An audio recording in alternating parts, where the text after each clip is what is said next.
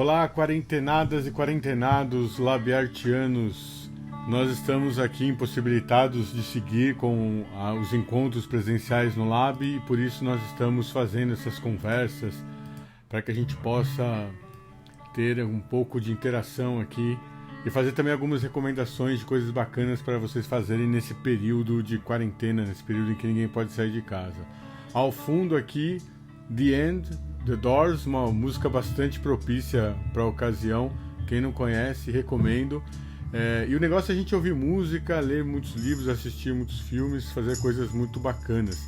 Algumas pessoas têm dito aí que nós devemos ver coisas leves na TV, geralmente para que as pessoas não fiquem muito preocupadas, não fiquem muito abaladas com a situação, mas eu tenho uma perspectiva diferente.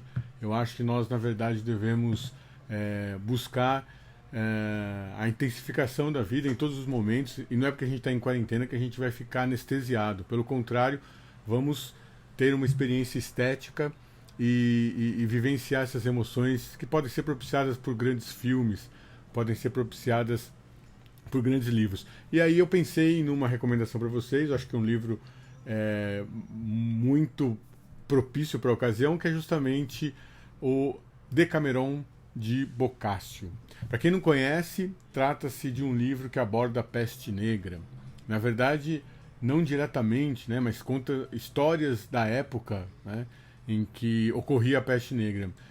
Isso se deu em 1348, enquanto a peste assolava a Europa, dizimando cerca de um terço da população. 10 jovens, 7 mulheres e 3 homens, se refugiam em uma casa de campo em Florença e todo dia contam histórias. São 10 dias, 10 jovens, 10 narrativas por dia e, portanto, 100 contos ou novelas sobre a vida e a condição humana. Lá tem temas como amor, humor, flagelos e delícias que fazem parte da vida em todas as épocas desde sempre. Muitas dessas narrativas são cômicas, algumas satirizam religiosos, há várias delas, inclusive, que mostram com bastante humor e também uma crítica social a atuação de padres, freiras, enfim. Há também muitas histórias eróticas e histórias mais ingênuas de amores.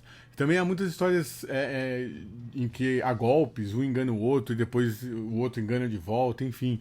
Há questões muito divertidas ali no meio dessas narrativas.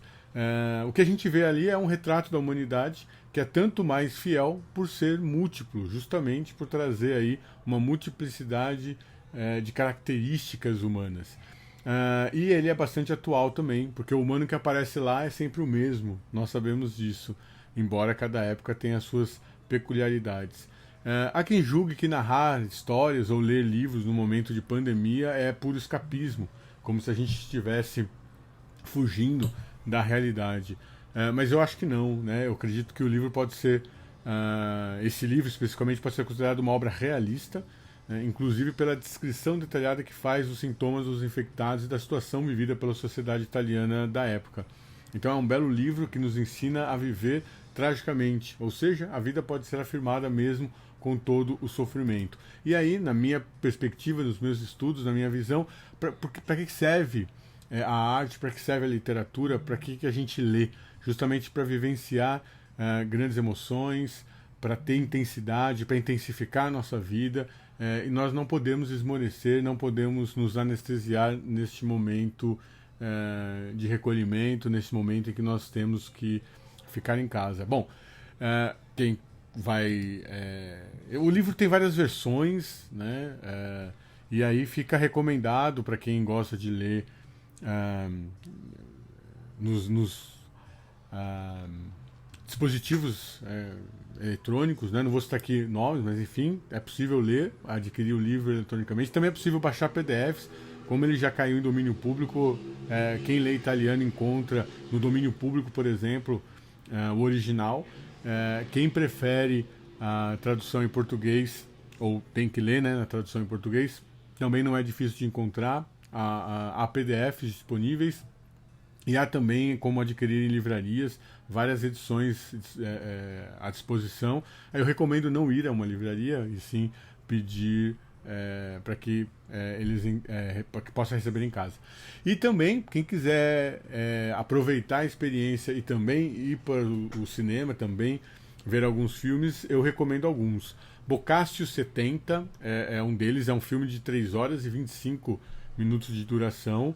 Ele foi lançado em 1962 e traz história de diretores como Vittorio De Sica e Federico Fellini, Mario Monicelli e Luchino Visconti, ou seja, os 4 maiores, ou entre, né, os maiores 4 grandes diretores italianos, e ele tem 4 episódios ali que são retratados nesse filme Boccaccio 70, de 1962. Depois, em 1971, tem o famoso Decameron, de Pasolini. Eu gosto muito desse filme, do outro também. Esse daqui especificamente usei em sala de aula, eu passava alguns episódios para a gente discutir com os alunos, então eu recomendo fortemente. É um filme que tem 1 hora e 51 minutos. Há outros também, por exemplo, A Comédia dos Pecados, de 2017, do Jeff Baena, bem interessante também essa adaptação. E tem um que eu gosto muito também, que é o Maravilhoso Boccaccio, de 2015, dos irmãos Taviani, Paolo e Vittorio Taviani. O que é bacana nesse filme? De todas as versões que eu conheço, e talvez eu já conheça aí todas ou quase todas, este é o único que começa, de fato, com o encontro desses personagens, portanto, mostrando o prólogo do livro, né? Então nós temos Deca, que é 10, e Emeron, que são dias, né? Uma tradução aí do grego. Então, Decameron são os 10 dias que esses 10 jovens passam isolados, narrando histórias. Então tem toda uma questão numérica aqui, que não vem ao caso entrarmos agora, mas que possibilita então essa experiência. E no caso do Maravilhoso Boccaccio, dos irmãos Taviani, a gente tem esse prólogo mostrando como que esses 10 jovens se encontram numa igreja na Toscana e rumam em direção a essa casa, que é de um dos nobres ali.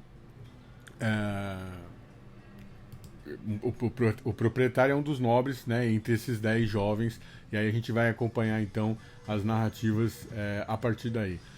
Bom, é esse o recado que eu queria dar para vocês. Boa quarentena a todos, labiartianos, labiartianas, e quando retornarmos, espero encontrá-los presencialmente. Um grande abraço, um beijo a todos.